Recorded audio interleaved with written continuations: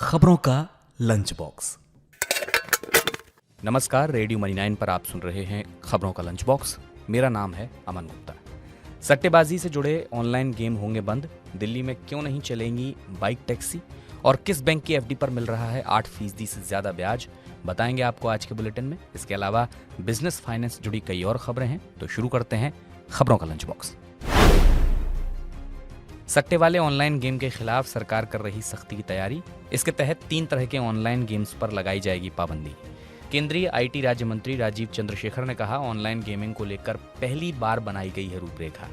इसमें 3 आधारों पर खेल की पहचान की जाएगी। पहला, खेल जो सट्टेबाजी में शामिल हैं। दूसरा, यूजर्स को नुकसान पहुंचाने वाले। और तीसरा, जिनकी लत लगने की आशंका हो।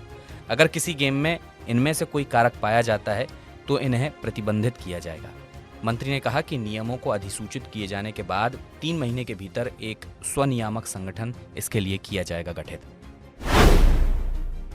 बैंकों में फिक्स डिपॉजिट पर ब्याज दर घटने के बीच बजाज फाइनेंस दे रहा है एफडी पर आकर्षक ब्याज। बैंकों की तुलना में करीब 2% तक ब्याज ऑफर कर रहा है बजाज फाइनेंस। प्रमुख सरकारी बैंक 3 से 5 साल तक की एफडी पर दे रहे हैं 6.5 से लेकर 6.25% तक का ब्याज। वहीं बजाज फाइनेंस दे रहा है सालाना 7.11 से लेकर 8.60% तक का ब्याज। ग्राहक की श्रेणी और निवेश की अवधि के आधार पर तय होगी ब्याज की दर। दिल्ली में 2 व्हीलर टैक्सी पर सुप्रीम कोर्ट ने लगाई रोक। सुप्रीम कोर्ट ने दिल्ली हाई कोर्ट के ऑर्डर पर लगाया स्टे। दिल्ली हाई कोर्ट ने नई एग्रीगेटर पॉलिसी के फाइनल न होने तक बाइक टैक्सी को दी थी परिचालन की अनुमति। हाई कोर्ट के इस फैसले को आम आदमी पार्टी सरकार ने सुप्रीम कोर्ट में दी थी चुनौती। सुप्रीम कोर्ट ने रैपिडो, उबर और ओला की बाइक टैक्सी को नहीं दी राहत। नई पॉलिसी के आने पर ही दिल्ली में खुल सकेगा बाइक टैक्सी का रास्ता।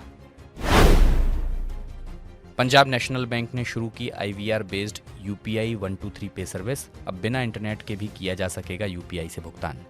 फीचर फोन उपभोक्ता भी UPI 123 पे से कर सकेंगे ऑनलाइन भुगतान। पंजाब नेशनल बैंक बना UPI 123 पे सेवा शुरू करने वाला पहला सरकारी बैंक। इससे पहले IDFC first bank, city union bank और NSDL पेमेंट्स बैंक शुरू कर चुके हैं IVR बेस्ड UPI 123 पे सेवा। इससे कैशलेस और कार्डलेस अर्थव्यवस्था बनाने का लक्ष्य होगा पूरा। कोविड वैक्सीन लगवाने वाले लाखों लोगों की निजी जानकारी टेलीग्राम पर हुई लीक।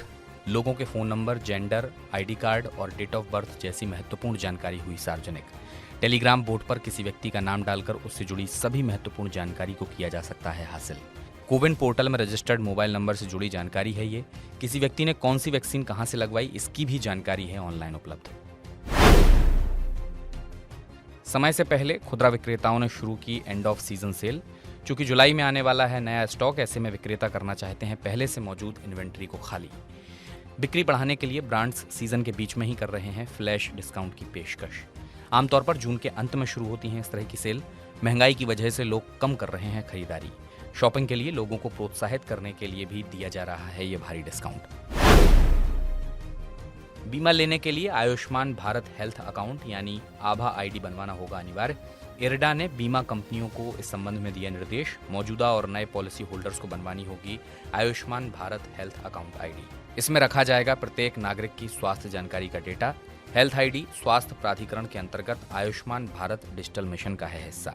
बीमारी के हिसाब से अस्पताल और डॉक्टर चुनने में मिलेगी इससे मदद। अभी तक इस योजना के तहत बनाई गई हैं 40 करोड़ 26 लाख आभा ID।